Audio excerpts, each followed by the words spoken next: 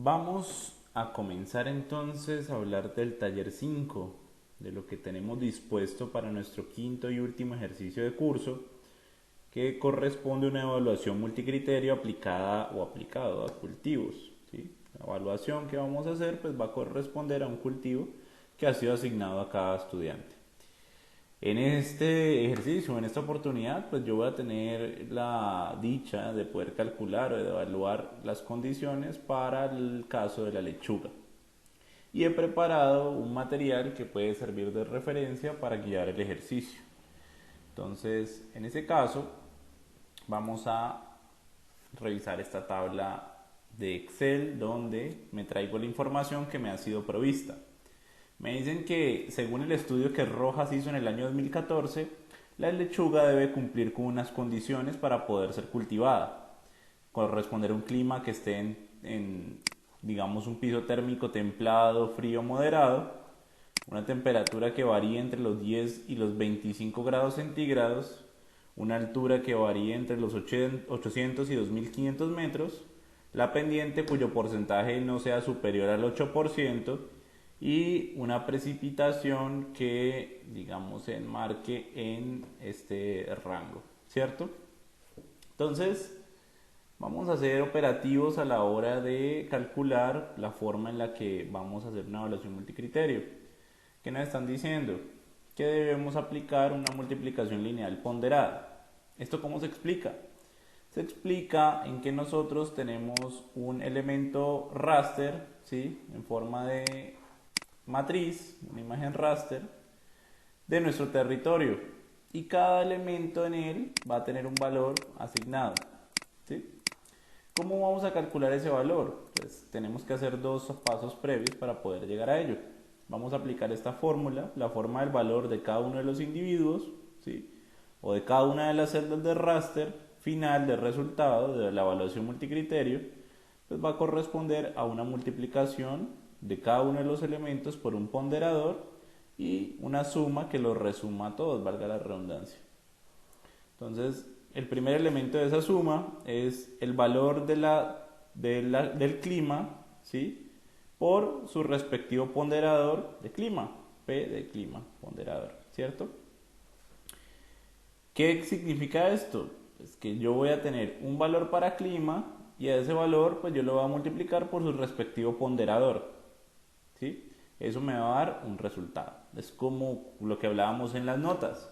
Cuando yo tengo una nota de talleres, esa nota de talleres yo la promedio, ¿sí? Y la multiplico por el valor correspondiente del ponderado, que sería 40%. Y eso me da un indicio de lo que será la nota final del curso para el estudiante o la estudiante que presentó esos talleres. Lo mismo vamos a hacer aquí. Temperatura por el ponderador de temperatura, ¿sí? El ponderador de temperatura es 30%. Altura por el ponderador de altura, que es 20%. Pendiente, que lo representamos con una S por slope en inglés, y vale 10%, el ponderador. Y precipitación, que varía entre 300 y 1800, lo multiplico por el ponderador. ¿Cuál es la forma más fácil de ver este ejemplo? ¿Cómo es la forma más, digamos, rápida de poder analizar qué es lo que se quiere perseguir a través de la operación en raster? Pues yo les he preparado unos ejemplos. Entonces miremos, vámonos acá a matrices, o esta hoja de Excel ustedes la pueden encontrar disponible en Campus Virtual, y pensemos en nuestro territorio. Suponga usted que este recuadro, ¿sí?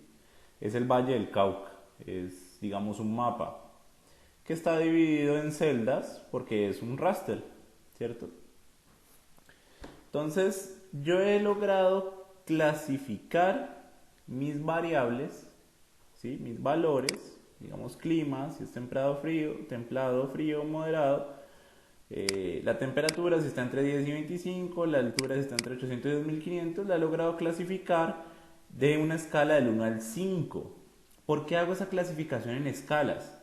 Porque noten ustedes, por lo menos para estas columnas que tienen valor numérico, que los valores cambian mucho entre ellos. Miren que aquí va de 10 a 25, digamos que la diferencia es solamente 15 unidades, pero aquí va de 800 a 2500, ¿sí? ya tenemos una variación siempre significativa que nos va a cambiar las reglas de juego, ¿sí? Entonces, tendremos que buscar la forma, también mira aquí cambia a 8 y aquí nos cambia en 1600 de diferencia, entonces tenemos que buscar la forma de que todos hablen el mismo lenguaje. Yo no puedo comparar peras con manzanas, en este caso yo no puedo comparar temperatura con altura, si yo no hago un proceso de estandarización o un proceso de, digamos, convertir estos números en un mismo lenguaje, ¿cierto? Ahora vamos a mirar un poco cómo se hace esto, pero miremos a dónde queremos llegar con la multiplicación lineal ponderada. Una vez yo tengo mis valores del 1 al 5, pues yo empiezo a repartir. ¿Sí? Los valores que estén en 1 son los valores que sean menos favorables para el cultivo y los valores que estén en 5 son los más digamos los mejor ponderados, ¿sí? Los que más favorabilidad va a presentar para los cultivos. Entonces en clima tengo esta distribución, una zona en la que probablemente tenga un piso térmico, un clima específico y otra zona en la que tengo otro, ¿sí? En el que tiene 5 va a corresponder al que es templado, frío, moderado. Los que tengan 1 son todos los otros tipos de climas que no nos correspondan con ese valor, ¿cierto? Luego temperatura. Los que estén en 5 probablemente sean aquellos que cumplan con la mejor condición de temperatura y los que vayan reduciendo sean los que no tengan esas condiciones, ¿sí? Tenemos altura, yo ya esto lo he reclasificado en un raster, y pendientes y precipitación. Cada uno tiene unas condiciones muy diferentes y ustedes lo pueden ver, muy heterogéneas. Yo viendo estos rasters yo no puedo determinar cuál será el área más adecuada para cultivar cumpliendo todos los criterios. Tengo que hacer un proceso de multiplicación ponderada, ¿sí? Estas notas o estos valores que han adquirido cada uno de los elementos del terreno pues van a cambiar de acuerdo al peso ponderado que yo le he asignado. Entonces miremos esto. Yo procedo a ponderar. Clima ponderado me corresponde al 20%. Entonces yo multiplico todos estos valores por el 20%. ¿Sí? Voy a poner aquí los valores. 20%. O pongámoslo abajo. 20% para este. ¿Sí? 20%. Temperatura es 30%. Altura es 20% de nuevo. Pendiente es 10%. Y precipitación vuelve a ser 20%. Entre los tres me tienen que sumar 100%. Vamos a revisarlo. No está de más. 100% la suma. Entonces estamos correctos, ¿cierto? Miren que yo ya he hecho un proceso de conversión simple, ¿sí? ¿Qué he pasado? He pasado de un valor que yo lo he calificado, ya vamos a mirar cómo lo calificamos en ArcGIS, he pasado a un valor que he calificado en clima con unos valores, ¿sí? Lo he ponderado y lo he pasado a unos valores aplicando el porcentaje, que en este caso es 20%, ¿sí? Vamos a mirar temperatura, temperatura le pasa lo mismo, ¿sí? Ya yo llego al hecho de poder convertir 1 en 30% es 0.3, 2 0.6 y bueno, así sucesivamente hasta que 5 es 1.5, ¿sí? Lo mismo altura, ya me hace mi proceso de conversión, la pendiente y la precipitación, ¿sí? A cada uno le hago su proceso, su multiplicación sencilla y obtengo un raster que mantiene su tendencia, ¿cierto? Va a mantener la misma distribución. Miren que los colores no cambian de raster a raster, pero lo estoy cambiando el valor, lo estoy cambiando la cantidad con la cual yo lo estoy ponderando, ¿sí? Esto entre raster no me va a representar nada, pero cuando yo sume todos estos raster uno a uno, multiplicación, ¿sí?, de los pesos ponderados y luego la suma lineal, pues ¿qué me va a pasar? Que va a tener lo que van a ser mis zonas óptimas de acuerdo a lo que yo he definido como parámetros. Entonces hagámoslo. Esto es lo que hacen en un raster, una suma matricial.